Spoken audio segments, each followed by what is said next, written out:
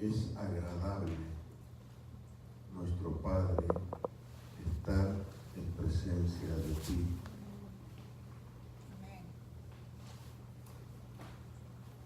Porque tú eres quien se inclina para escuchar lo que nosotros, más allá de nuestras palabras, sentimos. Y a veces no sabemos cómo es que se dice eso. Pero tú, Señor, vienes a sentir debajo de nuestra piel lo que hay detrás de nuestras oraciones. Te queremos suplicar que tu Santo Espíritu de nuestro medio sea quien nos ilumine y sea Él quien nos dé un corazón sensible para reconocer tu voz. Que sea Él quien nos dé el entendimiento para captar aquello que más necesitamos comprender. Oh Señor, por eso es que nosotros inclinamos nuestros rostros delante de ti, nuestro Padre, de quien recibe su nombre toda familia aquí representada en tu iglesia, tanto allá en el cielo como acá en la tierra. Por lo tanto, pido al Padre que de su gloriosa riqueza les dé a mis hermanos aquí y allá reunidos una experiencia con el Espíritu Santo para enriquecernos interiormente y que nos conceda poder y fuerza por medio del Espíritu de Dios. Que Cristo viva en nuestros corazones por la fe y que el amor sea la raíz y el fundamento de nuestras vidas y que así podamos comprender con todo el pueblo santo de Cristo cuán ancho, cuán largo, cuán alto y profundo es el amor de Jesús. Amén. Pido pues que conozcan ese amor, que es mucho más grande que todo cuanto podemos nosotros entender, y que este amor pueda colmarnos de la plenitud total de Dios. Y ahora le damos la gloria al Padre, al Hijo y al Espíritu Santo, quien puede hacer por nosotros muchísimo más de lo que pedimos o entendemos y pensamos, gracias a su poder que actúa en nosotros.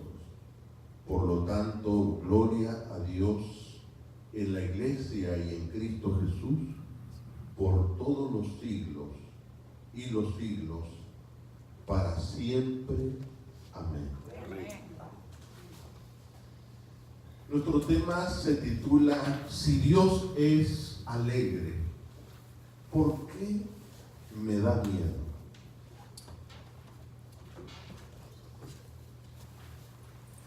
Como base de lo que estaremos viendo, creo que lo primero que necesitamos reconocer es que delante de los ojos de Dios, todos somos iguales. Amén. O sea, no hay uno entre nosotros que sea mejor o superior a nadie. No lo hay. Y debajo de nuestra piel, todos somos seres humanos. Todos somos seres humanos. De modo que nosotros podemos reconocer que el único que es capaz de ser quien nos enseñe y nos edifique y nos ayude a crecer juntos en estas 2 horas que vamos a compartir, el único es el Espíritu Santo. De hecho, quiero expresarle a Dios en primer lugar y a la junta directiva de la iglesia, porque en la sabiduría divina Él consideró que entre los deshidratados, el más deshidratado era yo, y por eso me invitó a venir a compartir con ustedes esta semana. Me iré, y me iré con ese sabor que Dios me regresó al cariño de ustedes cuando más yo lo necesitaba. El sábado pasado puse yo el ejemplo de las aves migratorias, los gansos que andan de paso. Ellos tienen sus oasis donde ellos hacen una escala, beben agua, se bañan, se sacuden, comen un poco y retoman el viaje. Yo retomaré mi viaje también, pero Dios quiso traerme aquí con ustedes para ayudarme a volver a llenar los líquidos de mi corazón. Y ustedes han hecho un trabajo lindo en esta semana. Alabo a Dios. Me iré en deuda con Dios y con ustedes. Cuando nosotros hablamos desde la primera vez, el sábado pasado y el viernes primero, hemos dicho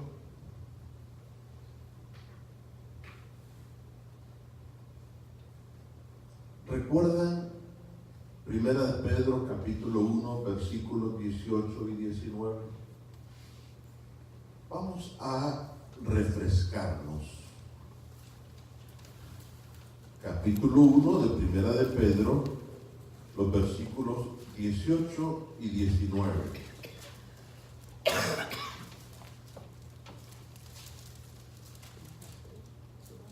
Dice así: sabiendo que fuisteis rescatados de vuestra vana manera de vivir, la cual heredasteis de vuestros padres.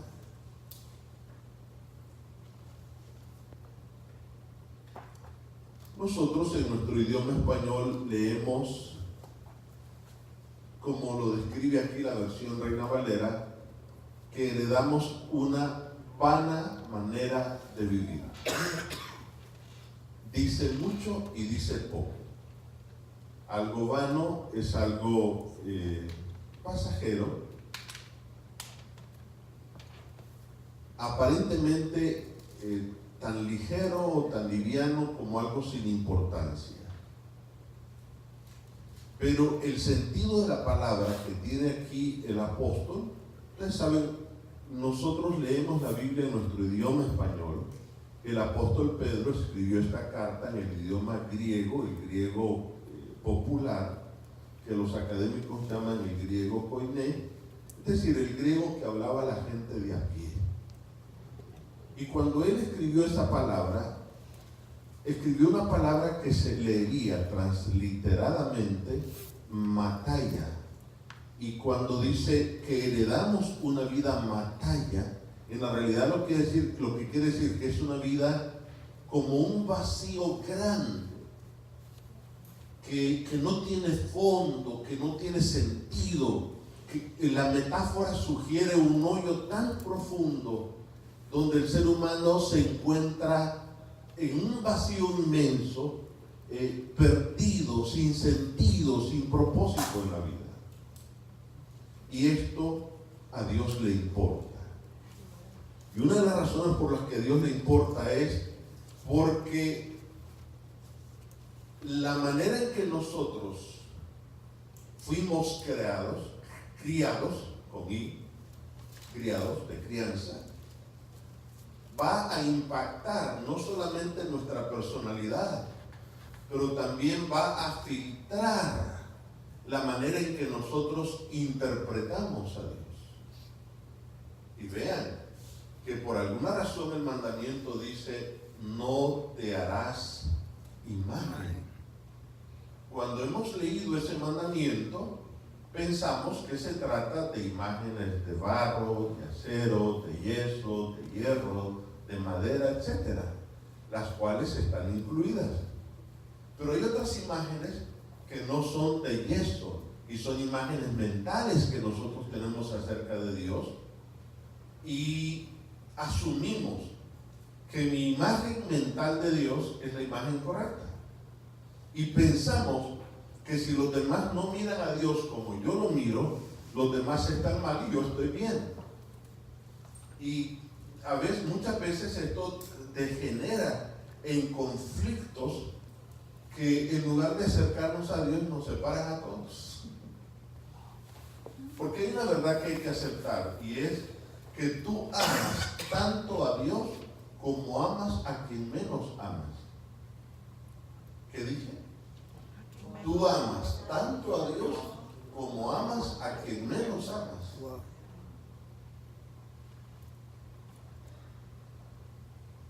Decíamos que las necesidades no satisfechas desde la infancia afectan nuestra propia personalidad. Y las 5 necesidades que hemos estado enumerando empiezan con la letra A: aceptación, aprobación, afirmación, atención y afecto.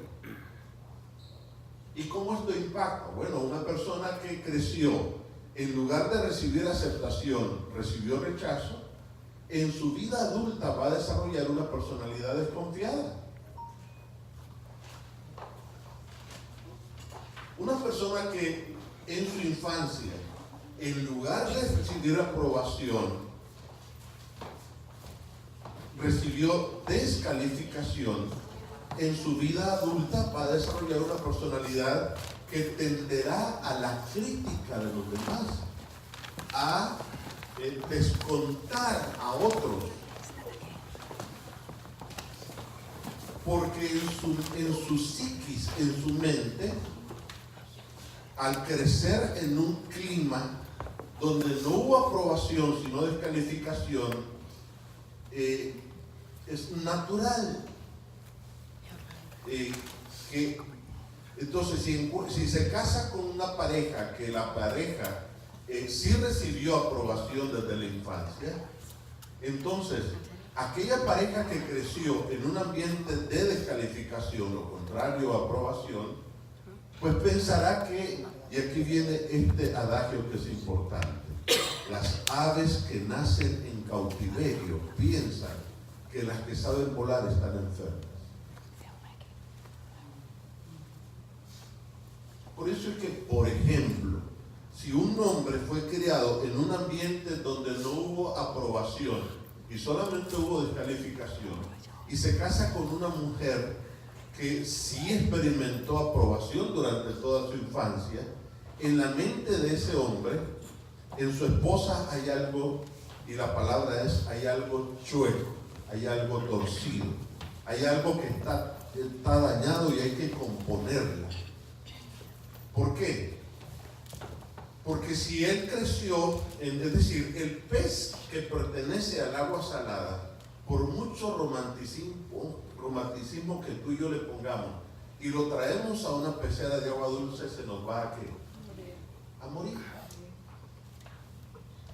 Ahora, no es el plan de Dios que nos hagamos daño a nosotros mismos, pero inconscientemente terminamos desarrollando. Por ejemplo, si yo en mi infancia no recibí afirmación, pues obviamente en lugar de afirmación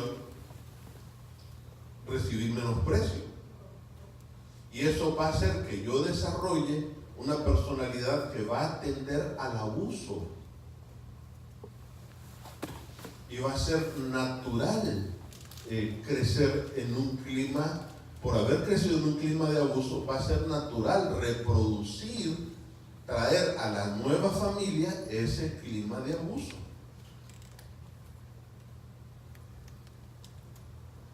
Pregunto, hasta aquí, ¿nos estamos comunicando, nos estamos entendiendo, estamos en la misma página?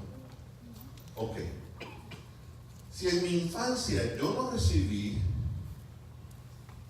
atención, sino que hubo indiferencia, y ojo con lo que voy a decir,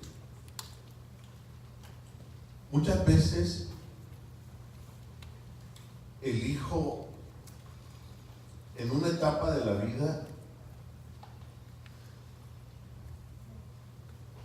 empieza a tomar decisiones que son contrarias a los valores que papá y mamá le enseñaron. Y a veces papá y mamá se desesperan y dicen, ¿cómo es que terminaste convirtiéndote en, si no fue eso lo que yo te enseñé? Pero ¿qué ocurre? Ese jovencito, durante su infancia, él tuvo un papá.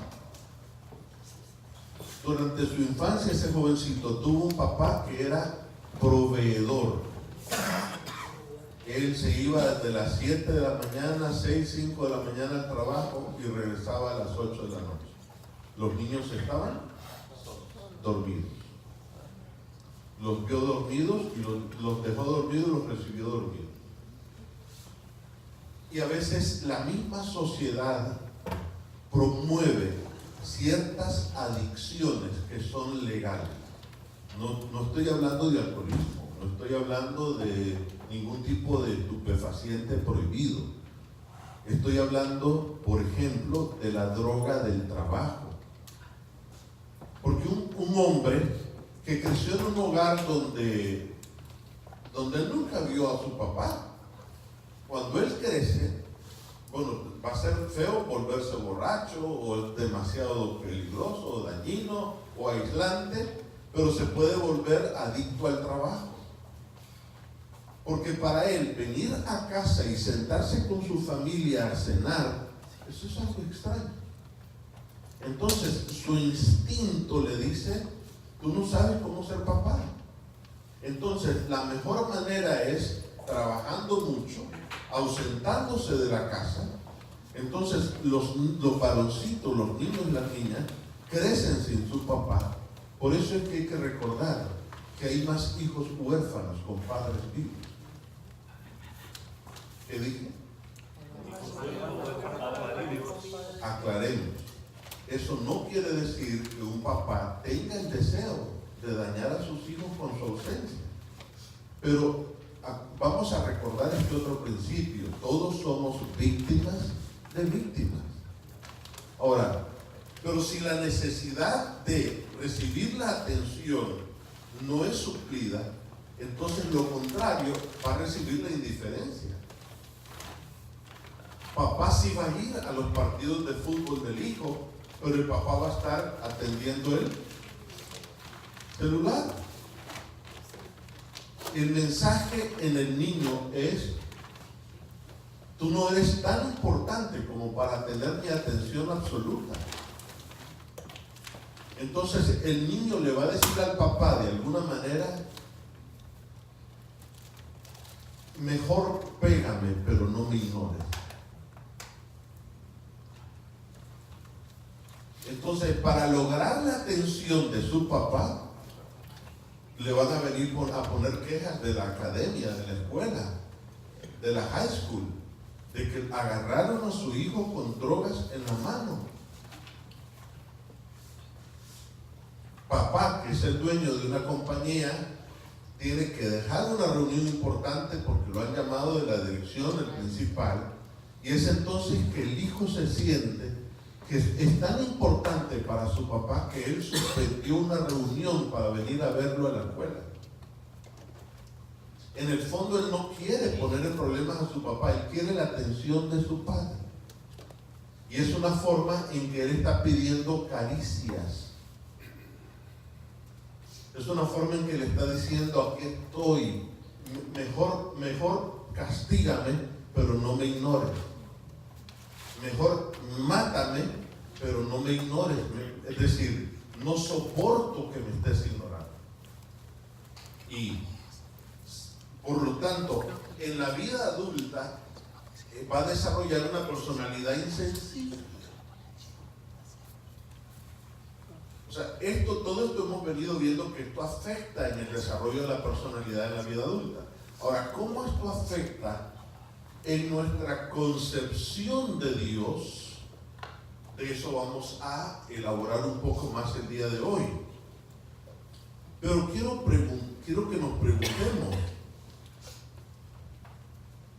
¿cómo es el retrato que nosotros tenemos de Dios?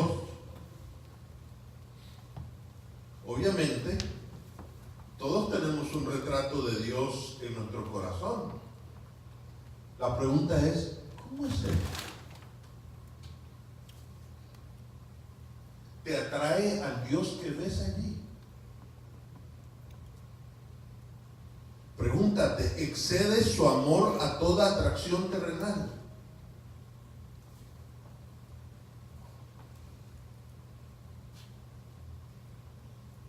¿Cómo es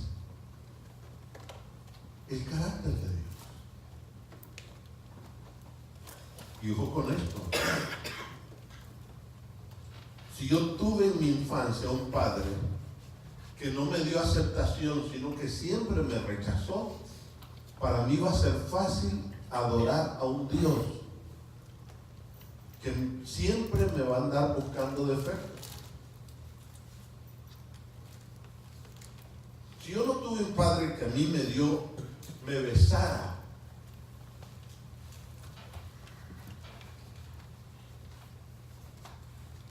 no me va a ser fácil imaginarme a Dios dándome un beso.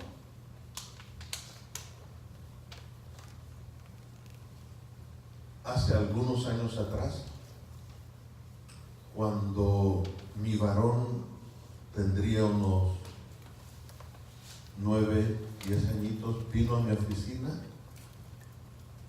Yo estaba ocupado y él vino y se acercó a mí con la disposición a darme un beso.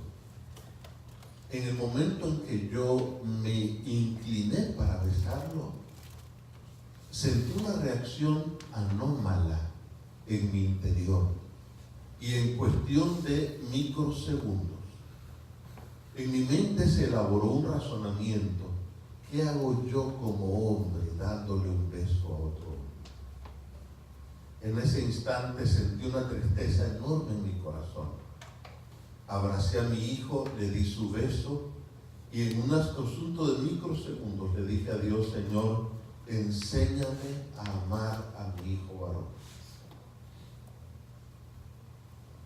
Y ustedes saben, yo he dicho y hemos dicho aquí estas noches que la paternidad se aprende con nuestros hijos. Por lo tanto, debemos relacionarnos con ellos dispuestos a perdonarlos a nosotros mismos, perdonarlos a ellos y también a pedirles perdón cuando nosotros nos hemos equivocado. Hoy mi hijo tiene 24 años y gracias a Dios, antes de que él se va a trabajar, él me busca y me da un beso.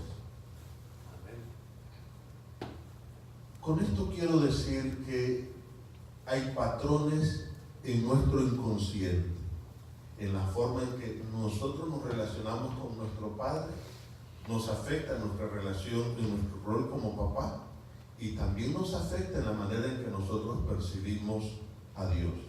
Yo quiero que te preguntes conmigo, ¿cuán alegre puede ser el Dios a quien adoramos?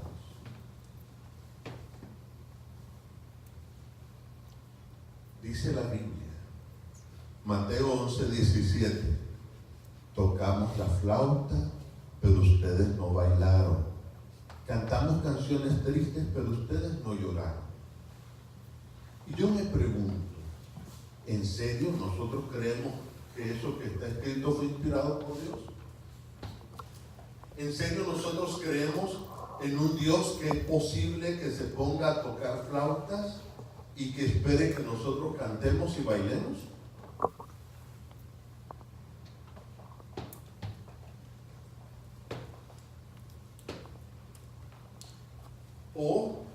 ¿O nos da trabajo concebir a Dios cantando y bailando?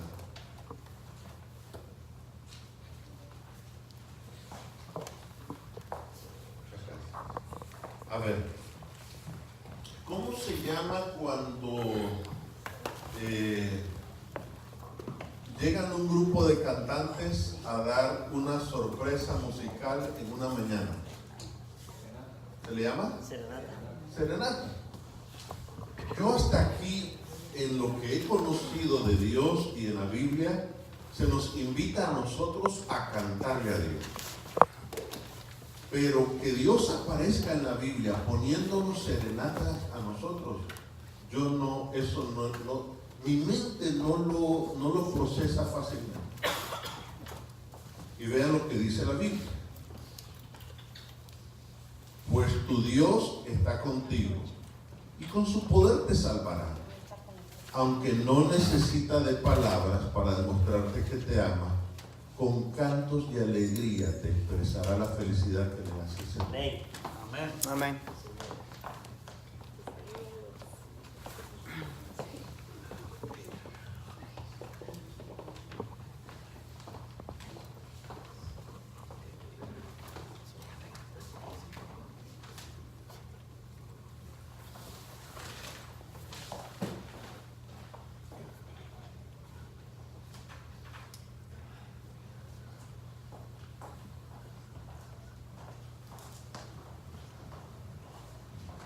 Es comprensible, sí.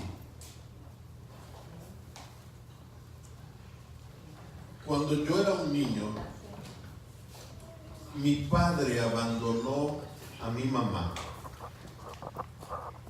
y abandonó a la madre y la dejó como madre soltera con 7, 8, 5 niños. Cuando yo llego a la vida adulta y conozco a Dios, yo no puedo imaginarme a un Dios que me acepte como soy. No puedo imaginarme a un Dios que esté atento a mí. Me es más fácil pensar en un Dios que está lejos, en alguna parte del universo. Y no puedo sino llamar a Dios refiriéndome a Él como usted. Porque eso me sugiere que es alguien que está tan distante. Entonces, prefiero conocer al Dios que hay que respetar y a quien hay que venerarlo tanto que es mejor no imaginarlo cerca. Porque en mi mente la imagen de un papá cercano podría representar a alguien que me causó dolor. Hay una declaración importante sobre esto. De mi libro favorito, El Camino a Cristo, dice: aunque se dieron todas estas pruebas evidentes, el enemigo del bien cegó el entendimiento de los hombres para que estos mirasen a Dios con temor y le considerasen severo e implacable. Satanás indujo a los hombres a concebir a Dios como un ser cuyo principal atributo es una justicia inexorable, como un juez severo, un acreedor duro y exigente. Representó al Creador como un ser que velase con ojo celoso para discernir los errores y las faltas de los hombres y hacer caer juicios sobre ellos. A fin de disipar esta densa sombra, vino el Señor Jesús a vivir entre los hombres y manifestó al mundo el amor infinito de ¿quién? De Dios. Otra vez, de acuerdo a la Biblia, ¿dónde se origina nuestro concepto de Dios? De acuerdo a la Biblia. Vean lo que dijo Jesús: si vuestro Padre fuera Dios, interesante, se refiere a Dios como papá, entonces me amarían, porque yo de Dios he salido y he venido. Vosotros sois de vuestro padre el diablo. Jesús me está diciendo acá que el concepto que nos hemos hecho de Dios está relacionado con el concepto que nos hicimos de nuestro Padre.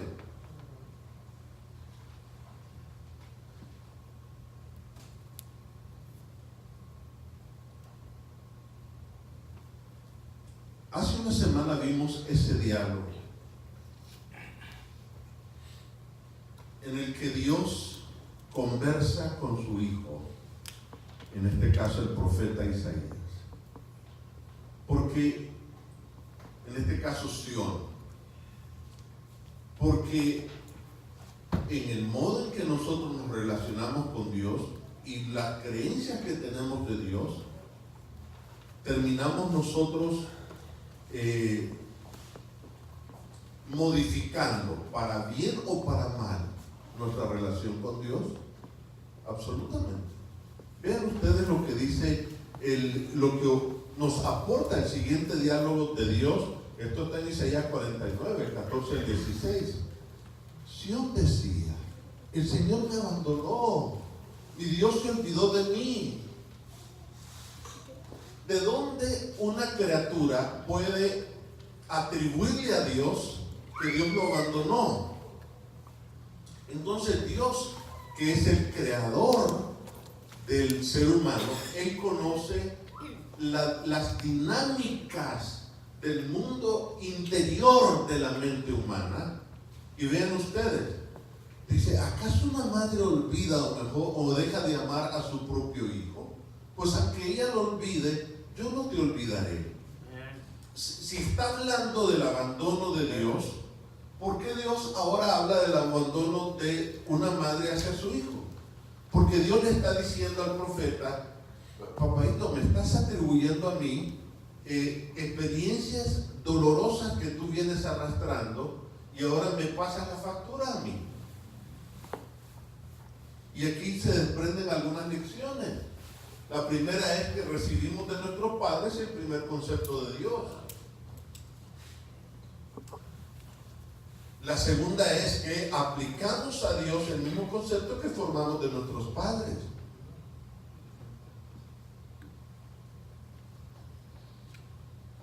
Y número 3, el amor de Dios es más seguro que el amor de nuestros padres.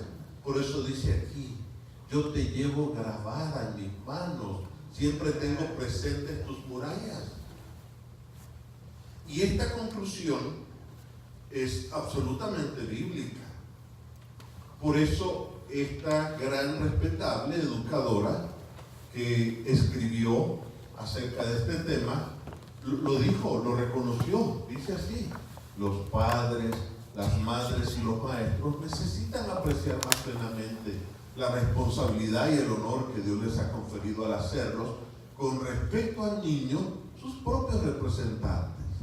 El carácter que manifiesten en su conducta de todos los días le servirá al niño para interpretar, para bien o para mal, estas palabras de Dios. Como el Padre se compadece de los hijos, se compadece Jehová de los que le temen. Como aquel a quien consuela a su madre, así os consolaré yo a vosotros. El primer retrato que tuvimos de Dios lo recibimos ¿cuándo? En la infancia. Cuando revisamos nosotros ese primer retrato que recibimos de Dios en nuestra infancia, la pregunta es: ¿es necesario hacerles algunos ajustes a ese retrato? Un autor responde esta pregunta. Hay correcciones que hay que hacerle a ese retrato. El problema es que todos tenemos padres imperfectos, ¿de acuerdo? Por supuesto. Por tanto, nuestra percepción del Padre Celestial necesita que se le hagan algunas pequeñas correcciones. ¿Se imaginan cuántos años llevamos adorando a Dios con esas distorsiones mentales? Y Dios nos ama tanto que Él entiende que se refiere a Él.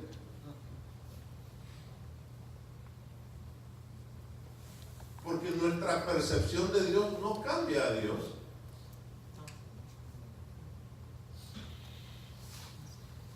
Y añade aquí: en el momento en que pensamos que hemos desarrollado una nueva perspectiva, resbalamos hacia el pasado y respondemos a nuestro Padre Celestial en base a nuestras primeras imágenes distorsionadas.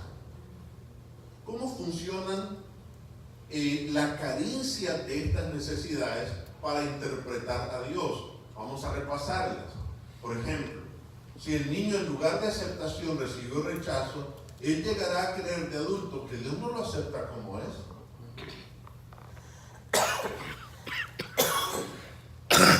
Si no recibió aprobación y en su lugar recibió descalificación, en la vida adulta él llegará a pensar que Dios le busca defectos.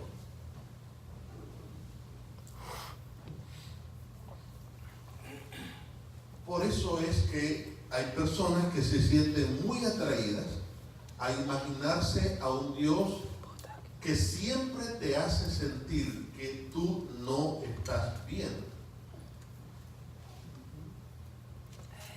En cambio, Jesús dijo que Él bajó del cielo a la tierra a ocupar el lugar del hombre. Juan el Bautista no entendía el bautismo, sino hasta que Él bautizó a Jesús. El ritual del bautismo ya existía cuando Juan el Bautista empezó a bautizar, pero el significado cristiano del bautismo ocurrió hasta que Jesús ocupó el lugar del hombre. Pensemos, por favor, los ángeles del cielo se tapan la boca, porque a quien apenas habían visto años atrás, sentado en el trono blanco y puro, recibiendo la adoración de los seres perfectos, ahora lo ven haciendo fila. Juan el Bautista, su primo, está llamando a la generación de víbora. Y los ángeles dicen: ¿qué pasó? No debe estar en esa fila. Y Juan el Bautista dice: menos, mi primo está loco, algo le sucedió, no comió bien, le hace falta, no comió carbohidratos, no tiene azúcar para que le funcione el cerebro, no tiene claridad, está desubicado el muchacho. Y Jesús se le acerca y le dice: primo, papayito, es que yo amo a esta raza. Amén. Amén. Y Juan le dice: pero es que son una generación de víboras. Y lo agarra a los hombros y le dice: yo escogí voluntariamente representar a esta generación de víboras. Y una lágrima de los ojos de Jesús cae sobre el río Jordán. Y Juan el Bautista le dice: pero son traidores. Pero mi amor no los va a traicionar nunca. Bautízame.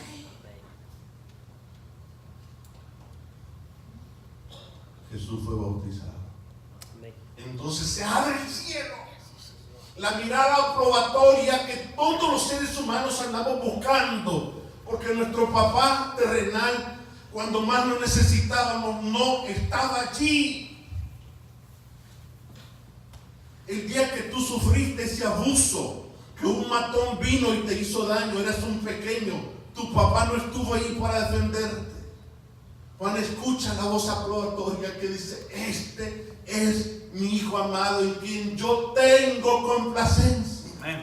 Entonces nosotros entendemos cuando el apóstol Pablo dice, Gálatas capítulo 3 y versículo 27, que cuando tú eres bautizado, de Cristo eres revestido. Amén. Amén. Sí, Señor. Con mucha razón, el apóstol Pablo escribió: en Cristo habita corporalmente la plenitud de la deidad, y vosotros estáis completos en él. Amén. Este es un acto de fe. Nuestro pasado no nos define a nosotros, es Jesús. Amén. Gloria a Dios. Puede ser que yo le estoy hablando en esta hora a alguien que su papá no le dio amor, era rudo, duro, no había afecto. Pero tu Padre Celestial te mira desde el cielo y Él dice: este es mi Hijo amado en quien yo siento complacencia. Amén. Y el Padre Celestial te ve así porque Él te mira revestido de la perfección de su Hijo Jesucristo. Amén. Ahora, cuando tú ves a tu pareja, tú la vas a ver revestida de Jesús.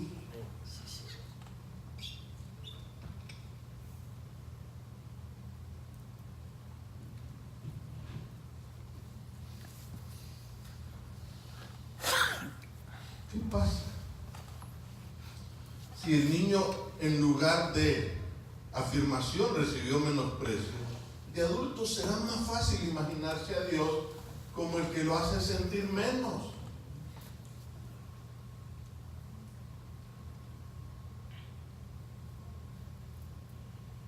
No nos es fácil imaginarnos a Dios elevando al hombre, nos es más fácil imaginando a Dios reduciendo al hombre.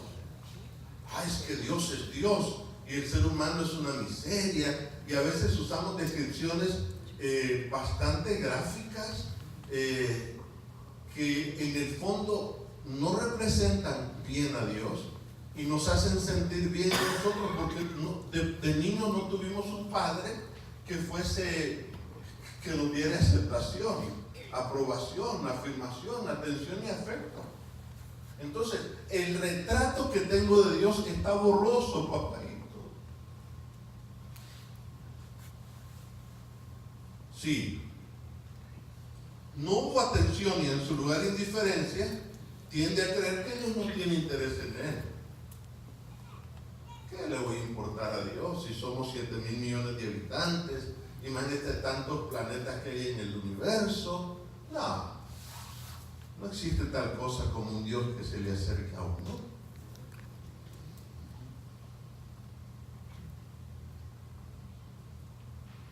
Y si en mi infancia tuve un padre que no me dio amor, sino afecto, sino desamor, que fue frío, pues yo estaré pensando que Dios está enojado conmigo. Y vamos a elaborar un poquito acerca de eso. Esto tiene que ver con lo que nos pasó desde la infancia. Veamos. Un día estando en casa escuché gritos. Mi papá le insultaba. Yo tendría unos 7 años cuando me acerqué hasta el cuarto y los vi. Mi mamá estaba arrodillada y mi papá le había puesto un revólver en la cabeza. Luego quedé parado allí mirando y tenía tanto miedo que me oriné. Papá me vio y se quedó paralizado. Tú puedes preguntarte, ¿por qué soy como soy con mi pareja?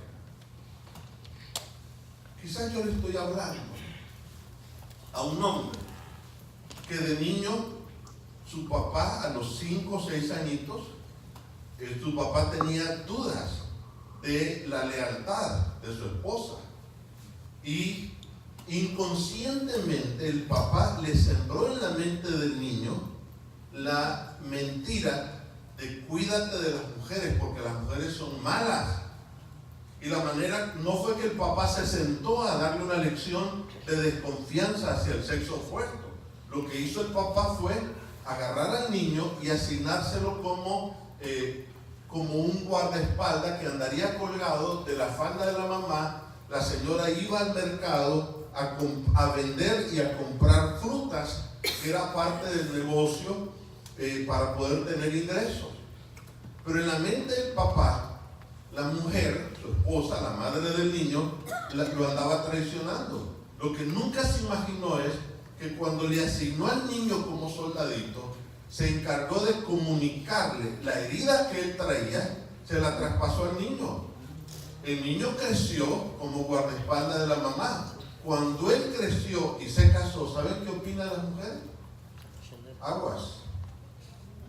No te duermas en los laureles, porque una mujer te va a traicionar. Es decir, hay una mentira que se instaló en su mente desde la infancia, así que él está predispuesto a que tarde o temprano una mujer lo va a traicionar. En cierta ocasión, un maestro estaba impartiendo la cátedra y en su intento por tratar de explicarle a su grupo de estudiantes cómo era Dios,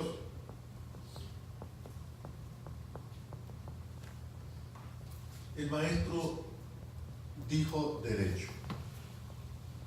Mira, para que lo entiendas mejor, Dios es como tu Padre. Nadie entendió lo que estaba pasando en la vida de un joven que parecía que en ese instante se sentó sobre 100 alfileres. Inmediatamente se disparó, se puso en alto y alzó la voz, y él le dijo a su maestro: si Dios es como mi Padre, entonces yo aborrezco a Dios.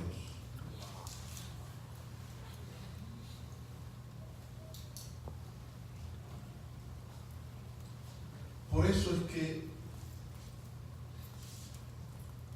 a veces nosotros no entendemos cuando una persona se confiesa que es atea.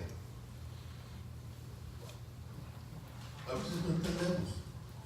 Y es fácil descalificar, ofender, insultar en el nombre de Dios. Y dice Dios: ¿qué estás haciendo?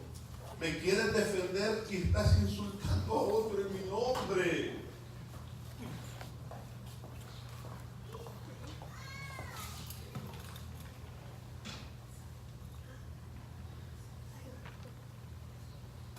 ¿Qué impacto puede tener en mi concepción de Dios lo que yo experimenté desde la infancia?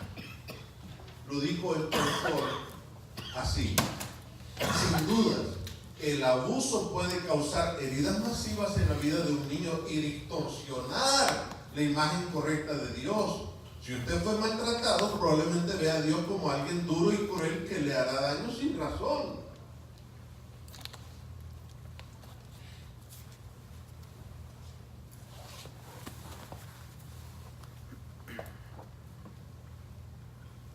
Pero hay un factor en común, y es que el miedo que separó a Adán y a Eva de Dios también separará a muchos en el tiempo del fin de Dios. Y la Biblia lo dice, vean ustedes. Escuché que andaba por el jardín y tuve miedo, entonces me escondí. Muchas personas asocian a Dios con el miedo. Y entonces, a veces la forma más aceptable socialmente de sostener, de defender esto es: Dios se merece respeto. Pero en el fondo, Dios sabe que sufrí tantos maltratos en mi infancia de mi padre, que me es más fácil sentir miedo en relación a Dios en lugar de amor a Dios. Y vean ustedes, dice Apocalipsis, que los cobardes no van a entrar al reino de los cielos y quedarán separados. ¿Por qué? Porque el miedo que separó de Dios a Adán y Eva separará a muchos de la presencia de Dios para siempre. Entonces alguien podría preguntar: ¿y qué hacemos con el mensaje del primer ángel? Porque el mensaje del primer ángel dice: temed a Dios y darle ¿qué? Gloria. Pastor, ¿cómo aclaramos entonces que no hay que tener miedo de Dios, pero sí hay que tener temor de Dios? El mejor incidente de la Biblia para poder tener eso claro está en el monte del Sinaí. Éxodo capítulo 20, los versículos 18 al 20. Vean ustedes lo que dice la Biblia aquí. Dice: cuando los israelitas oyeron los truenos y el toque fuerte del cuerno del carnero, y vieron los destellos de relámpagos y el humo que salía del monte, se mantuvieron a distancia, temblando de miedo. Entonces le dijeron a Moisés, ¿qué le dijeron a Moisés? Háblanos tú y te escucharemos. Háblanos tú y te escucharemos, pero que no nos hable Dios directamente, porque moriremos. ¿Y qué les dijo Moisés? No tengan miedo. Le respondió Moisés: porque Dios ha venido de esta manera para ponernos a prueba y para que su temor hacia Él les impida pecar. Vean ustedes, y aquí hay 3 lecciones que necesitamos rescatar. De acuerdo a la Biblia, hay una diferencia entre el temor a Dios y el miedo a Dios.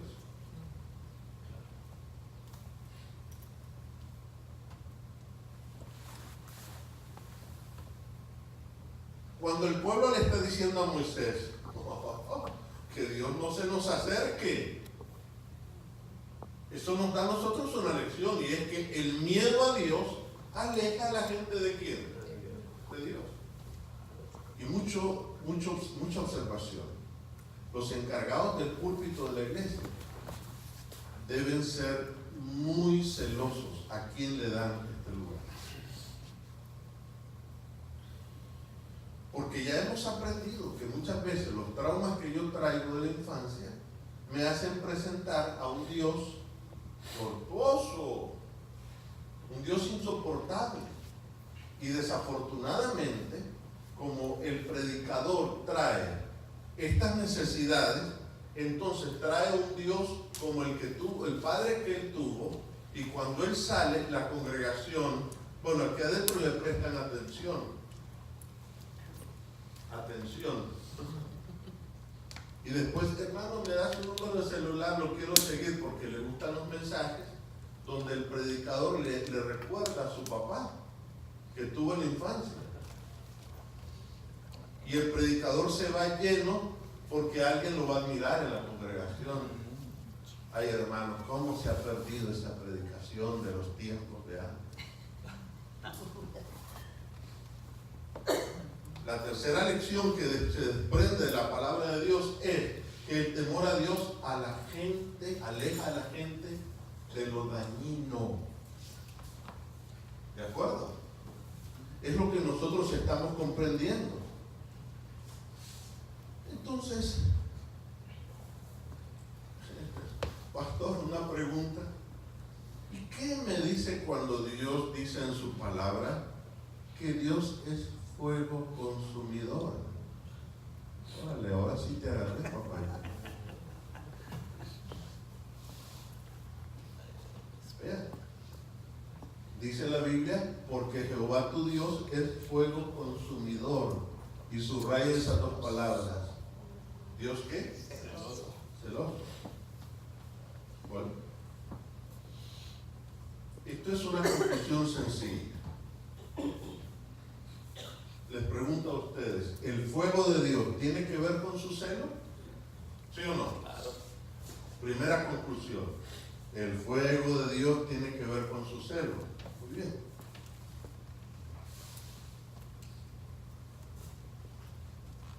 ¿Por qué Dios es celoso?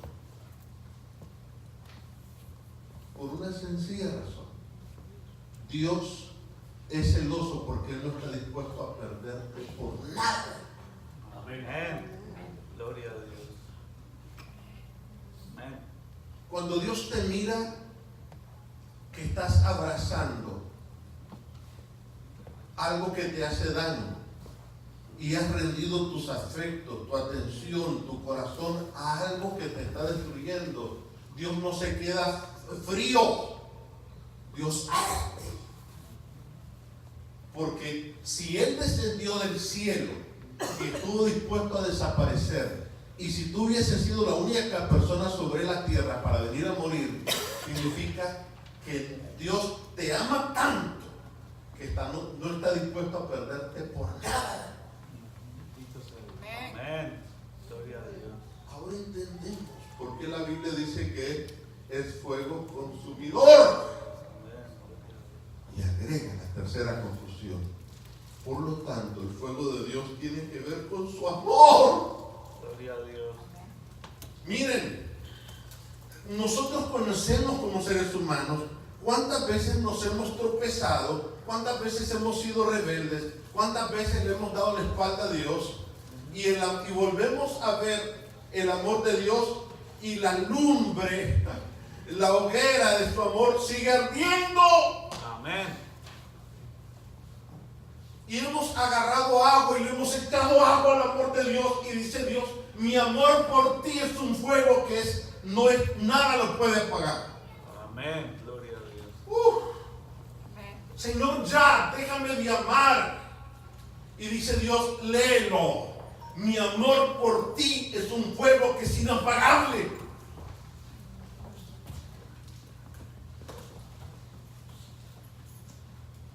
Señor, no te vas a desanimar.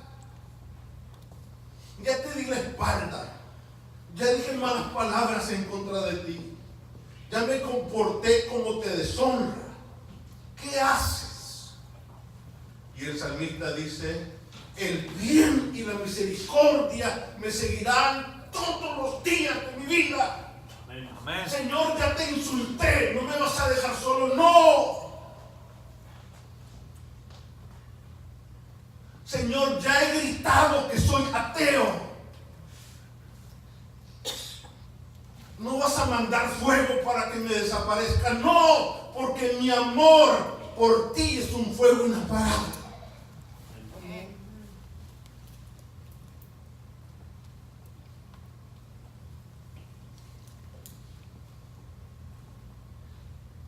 Otra vez, a la luz de la Biblia. ¿Por qué dice en su palabra que Dios es fuego consumidor? Otra vez, a la luz de la Biblia. Y esto es Deuteronomio 4, 23 al 31. Y ustedes saben, la Biblia se explica sola. Sí nos han enseñado bien cuando nos han dicho que hay que leer arriba y abajo.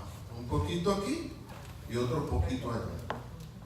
Bueno, el pasaje dice así, versículo 24: porque Jehová tu Dios es fuego que consumidor y Dios celoso. Ya aprendimos lo que eso significa, pero para ir al contexto del pasaje y darnos cuenta si las conclusiones son responsables y coherentes, pues vamos a ir al contexto. Vean qué curioso lo que nosotros estamos viendo acá.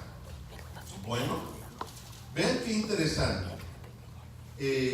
Dice así: cuando hayas engendrado hijos y nietos y hayas envejecido en la tierra, si os comprometéis e hiciereis esculturas o imagen de cualquier cosa, e hiciereis lo malo ante los ojos de vuestro Dios para enojarlo, yo pongo hoy por testigo al cielo y a la tierra que pronto pereceréis totalmente de la tierra hacia la cual pasáis el Jordán para tomar posesión de ella. No estaréis en ella largos días sin que seáis destruidos. ¿Por qué? Porque nuestra manera de tratarnos unos a otros refleja al Dios que adoramos. Las culturas circunvecinas de Israel adoraban ídolos. Por lo tanto, la relación de los padres con los hijos era una relación horrible, espantosa, porque la costumbre decía que papá tomaba al bebé e iba, subía unas escalinatas y se presentaba delante del dios Moloch para presentar al bebé en sacrificio. Porque la manera en que tratamos a nuestros hijos refleja si somos idólatras. Entonces el hijo le dice al papá: yo no quiero adorar al Dios que tú adoras, porque tú le pegas a mamá. Y el sábado tú te pones corbata y predicas en la iglesia, pero yo no quiero ese Dios que tú vives. Y el papá se estremece y dice: ¿por qué mi hijo se hace ateo?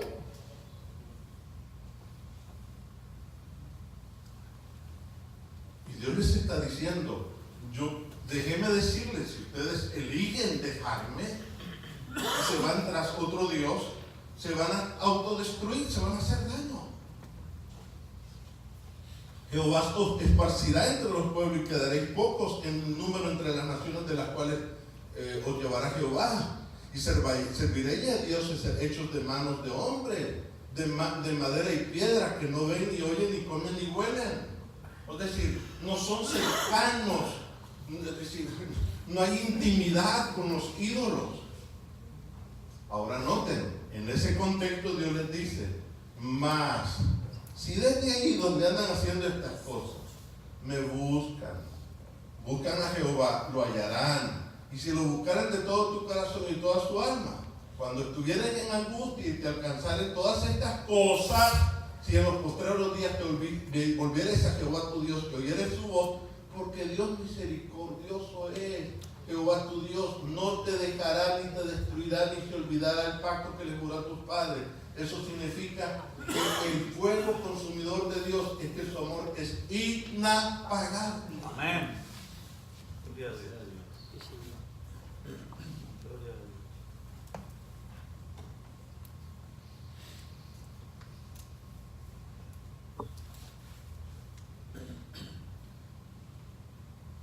Si alguien nos preguntara, ¿por qué amamos nosotros a un Dios que es fuego consumidor? Otra vez la Biblia responde y dice así el pasaje de Isaías. Miren, ven qué impresionante. Ahí dice: los pecadores se asombraron en Sión, espanto sobrecogió a los hipócritas. ¿Quién de nosotros morará con el fuego consumidor? ¿Quién de nosotros habitará con las llamas eternas? Está haciendo una pregunta. ¿Ok? Y ahora añade: el que camina en justicia y habla recto, el que aborrece la ganancia de violencia, el que sacude sus manos para no recibir cohecho, el que tapa sus oídos para no oír propuestas sanguinarias, el que cierra sus ojos para no ver cosas malas. ¿Okay? ¿Quién es el único que ha cumplido con todo esto? Jesús. Que se oiga. ¿Quién es? Jesús. Por eso es que cuando somos bautizados, aceptamos la vida, la muerte y la resurrección de Jesús. Porque entonces somos declarados ante el universo que ya estamos al día con todo esto.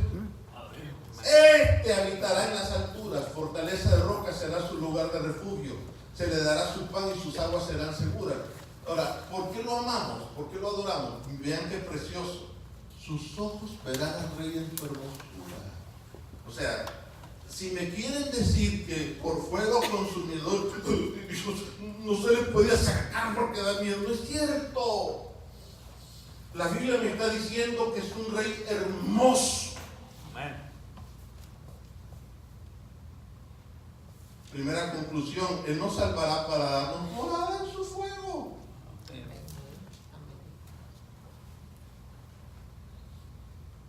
Cuando no conocemos a Dios, nos asombra ver a Dios acompañándonos en medio del fuego. Los 3 jóvenes hebreos estaban adentro de ¿qué?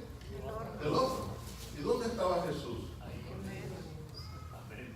Y quienes tenían la mandíbula desencadenada eran los 3 jóvenes. Eran los que adoraban ídolos. Cuando lo que yo tengo de Dios es una imagen que yo me he hecho, yo no puedo entender que Dios me va a tener sonriendo en medio de las llamas. Súbanmele, que le suban la lumbre, el fuego, las llamas, no importa. Ya verán ustedes por qué no importa. Y entonces, qué lindo. No importa cuánto fuego me le pongan a Dios, yo todavía voy a enfocarme en su hermosura. Él mismo nos salvará. Amén. Amén. Es lo que nosotros necesitamos entender acerca del fuego de Dios. Y en la Biblia tenemos un par de ejemplos de cómo es que trabaja nuestro Dios, que es fuego consumidor. Y así, y ven ustedes la hermosura de Él. Qué hermoso es que el fuego de Dios no daña lo que está a su servicio. Allí Dios se le apareció en medio de un arbusto que ardía en llamas. A Moisés le sorprendió ver que el arbusto estaba en llamas, pero no sé qué. Porque cuando el ser humano se entrega al servicio de Dios, el fuego de Dios no lo consume. Amén. Más bien, está vivo aquí.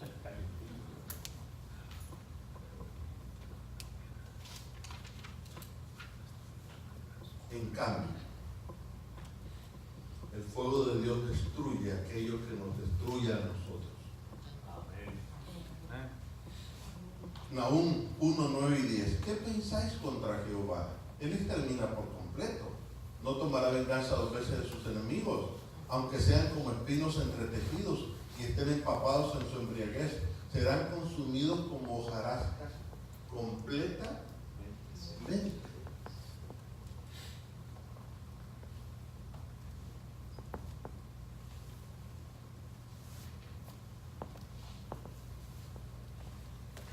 ¿Alguna vez ustedes han escuchado a una persona, un creyente sincero, que diga: ¿cómo me gustaría que Dios se manifestara ahora? ¿Cómo se ha manifestado en los tiempos antiguos, hermano?